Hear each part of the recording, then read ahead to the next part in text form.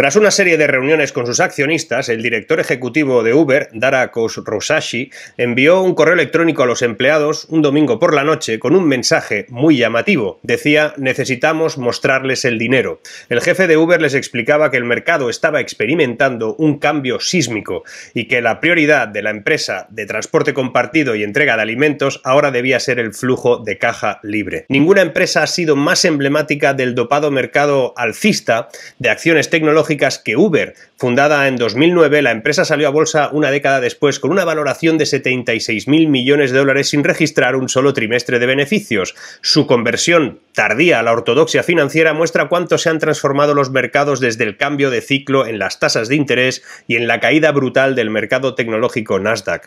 Ya se habla del fin de una época. Los odiadores profesionales, los neoluditas, los psicólogos que aseguran que las pantallas son el demonio y los medios tradicionales que no distinguen entre inteligencia artificial y tontuna artificial, se apresuran a marcar este momento como el final de una revolución tecnológica. A los que les molestan las plataformas como YouTube u otras, porque aquí se le da vuelta a la realidad publicada y se hace en detalle para centenares de miles, millones en algunos casos de personas, a estos les encanta publicar que la cosa pinta mal en el sector tecnológico. Y sí, no vive el mejor momento, es cierto, pero de hecho todo el sector está atravesando un momento complicado, pero quedarse en la epidermis de esta situación, como en todo, sería un error. Quédate hasta el final, que hoy vamos a analizar qué está sucediendo en el mercado tecnológico, cómo puede afectarnos y qué significa realmente. Si tiene que ver con una crisis de deuda, con el inicio de una web descentralizada o por el contrario se trata realmente del final de un modelo económico. Además, al final os contaré una cosa importante que tengo pensado hacer cuando llegue a los 300.000 seguidores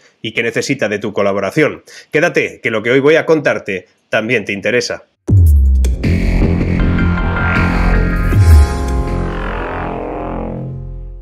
Ya se habla del fin de una época, el fin de un sector, y se olvidan que el tecnológico ya no es un sector. Todos los sectores tienen un componente tecnológico, el futuro será tecnológico o no lo será, el presente es digital o no lo es. Por eso, cuando escuches que el crack tecnológico se produce porque ya no da más de sí, porque ha tocado hueso humano, no hagas mucho caso. La realidad es mucho menos espectacular. Resulta que la economía digital es sensible a todo lo que pasa en este mundo. Verás que aquellos que ni se han molestado en analizar qué son realmente los proyectos que hay detrás de algunas criptomonedas, que el término blockchain les suena más a sushi japonés y que el NFT o los NFT lo relacionan con un mono dibujado exclusivamente, esos van a insistir que el final del castillo de naipes que supone toda la web descentralizada se cae. No saben, ni quieren saberlo, que parte de esa espectacular caída de las tecnológicas de siempre tiene que ver con esas tecnologías futuras, con una web 3 descentralizada que exigirá a los gigantes a reinventar su relación con la propia economía. Pero como te decía, las cosas en economía son menos épicas y algo más simples, incluso hay referencias directas a la economía tradicional.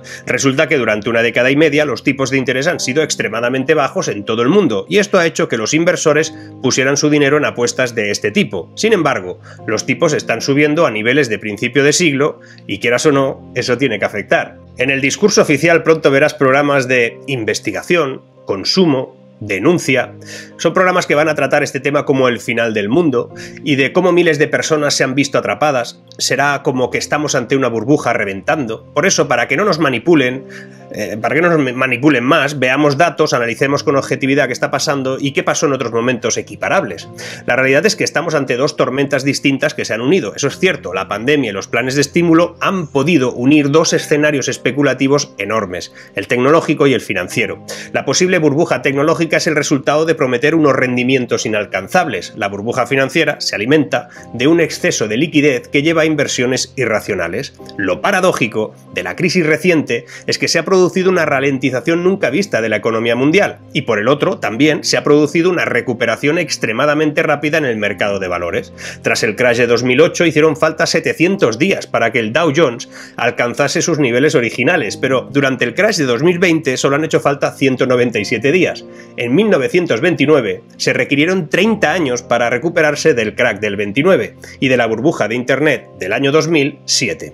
Por aquí tenemos una segunda paradoja. Las empresas tecnológicas tecnológicas pierden valor mientras siguen teniendo resultados extraordinarios. Apple subió sus ingresos un 9%, Tesla también presentó buenos resultados a pesar de su caída en bolsa. Incluso Meta mejoró sus resultados un 7%. Sin embargo, vamos a ver qué pasa con esas empresas antes de analizar si son parte o no del origen o de la consecuencia de la crisis. Es innegable que lo están pasando mal y eso va a tener repercusiones a medio plazo.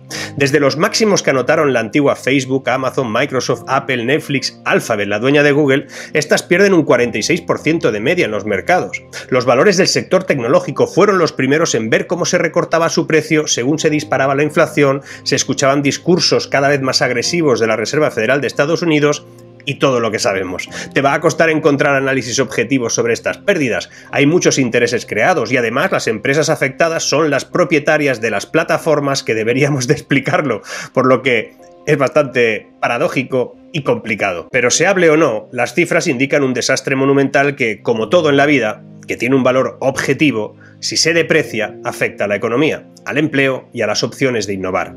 Vamos a ver algunas cifras que se han ido cumpliendo poco a poco y casi sin darnos cuenta. Netflix se lleva la peor parte hasta la fecha.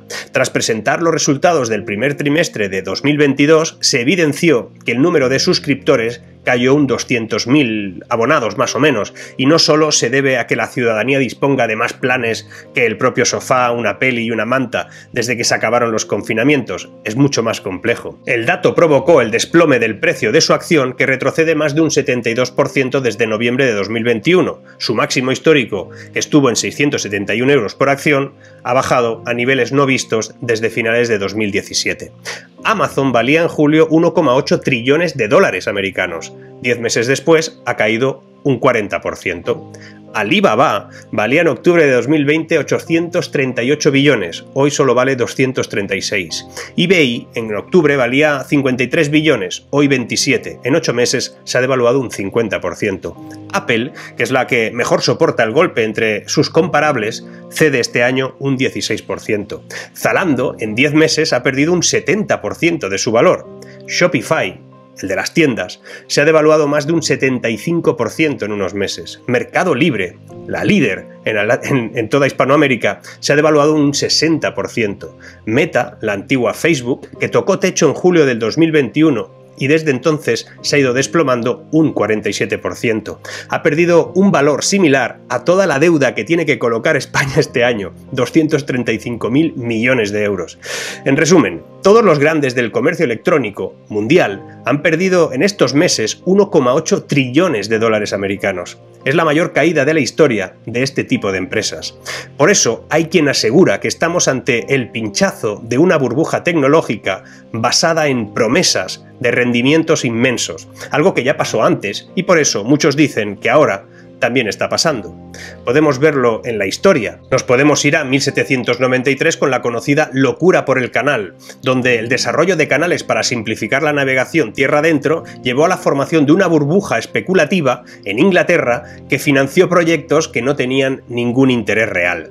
Otra cosa de la historia. En 1847, con el crash del ferrocarril, que marcó el final del desarrollo descontrolado de las empresas de ferrocarril porque se pensaba que eso iba a ser la leche. O algo después, en 1873, con la crisis bancaria tras la concesión libre de préstamos para inversiones en bienes inmobiliarios en el periodo de posguerra y una devaluación después de esos activos. Esto nos suena, ¿eh? Más reciente, en 1999, con el inicio de la implosión de la burbuja de Internet, se vivió algo similar, y es que lo que muchos señalan como similar ahora tiene esa relación directa. Si es un pinchazo o una catarsis lo sabremos pronto. La que, si es una burbuja a punto de explotar, es la otra tormenta, la potencial burbuja financiera que tiene otros referentes en 2008, en 1637, como la crisis de los tulipanes, en el 29, con la del crack del 29, y la que se llevó por delante el ahorro de muchísima gente que se tiraba por las ventanas al ver que lo que tenían no valía nada. En 1980 vivimos otra crisis financiera que explotó por una política monetaria tremendamente agresiva.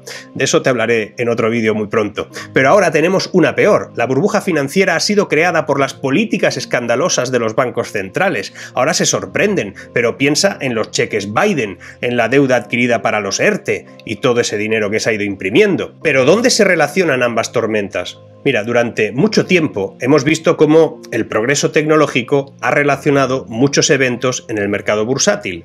El índice Dow Jones, por ejemplo, se ha triplicado respecto al nivel que tenía en 1999, y mientras que los mercados de acciones europeos se mantenían más o menos en el mismo nivel durante 2021, sobre todo al nivel en el que estaban antes del estallido de la burbuja de Internet, pues las cosas más o menos han circulado de manera muy parecida. Pero cada oleada de crecimiento firme debe verse seguida de manera inevitable con una caída. Es necesaria una fase de destrucción creativa y creo que nos dirigimos precisamente hacia una de ellas. Se ha invertido demasiado dinero en tecnologías sin futuro y eso hay que aceptarlo. Se han puesto demasiadas esperanzas en la transición digital cuando la emergencia empieza a ser otra también.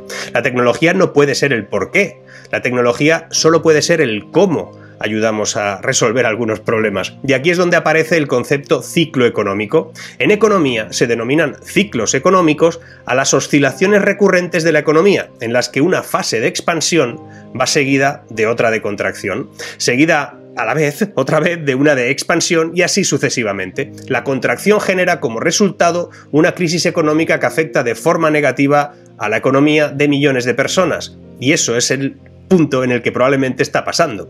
En general, un ciclo económico deviene de una expansión económica artificial, es decir, no respaldada por el ahorro voluntario previo y gestada a través de una manipulación, sobre todo de baja de tipos de interés, que tiende a aumentar inversiones y a crear un falso auge económico debido a una distorsión de precios relativos por la mayor masa de dinero circulante. En castellano, demasiada impresora, demasiado dinero, el ciclo tiene que cerrarse. Estas inversiones, que serían inexistentes o distintas de no ser por la mencionada distorsión, sobreutilizan habitualmente los bienes de capital acumulados, desviando a proyectos no rentables. Por eso nacen las burbujas. Tales burbujas inevitablemente acaban estallando. Cuando la emisión de nuevos medios fiduciarios cesa, las tasas de interés artificiales se acomodan a su verdadero nivel y generalmente es muy superior al establecido por los bancos centrales, que les despierta todo, les explota todo delante de las narices. Como siempre, cuando estallan las burbujas es difícil distinguir entre un ajuste temporal o el cambio permanente, entre la recesión cíclica o la tendencia continua. La cuestión es saber si la espuma especulativa acaba de desaparecer o realmente han cambiado las reglas del juego para aquellas empresas emergentes respaldadas por el capital riesgo. La vida ya se está volviendo incómoda para esas empresas tecnológicas. No les había pasado hasta ahora. Y no por lo que creen. Realmente, lo que están viviendo no es tanto una crisis de uso, consumo o negocio. No. Probablemente es el mayor reto al que se van a enfrentar, porque la irrupción de una nueva Internet descentralizada, a la que llamamos Web 3, lo está cambiando todo. Ahí está el desafío, el mismo que la banca tuvo hace años y que está convirtiendo a los bancos en discográficas de antes.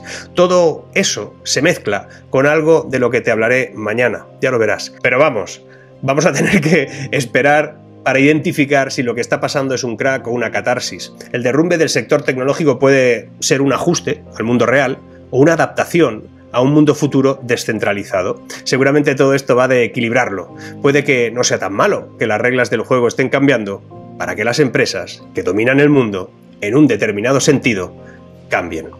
Dime qué piensas, que ya sabes que a mí me importa mucho.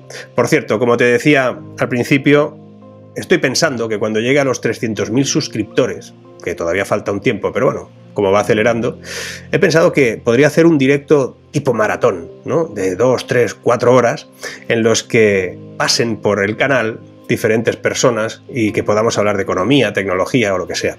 Entonces me gustaría que me propusieras youtubers, personas, economistas, tecnólogos, que fuera interesante de que invitara a que pasasen ese día. Como es algo que sucederá dentro de un par de meses o no sé, el tiempo que durará que llegaremos a esos 300.000, pues sería interesante que pueda irles ya diciendo si están disponibles o no, e ir pensando en unas fechas más o menos que según la tendencia pueda ser lógica. Es decir, te pido que aparte de que comentes este vídeo, pues que también me propongas nombres de youtubers, economistas, tecnólogos, personas de interés, que sería pues interesante que pasaran ese día especial, ese directo que pienso hacer muy largo, para que conversemos entre todos. Por eso que, como siempre, seguimos.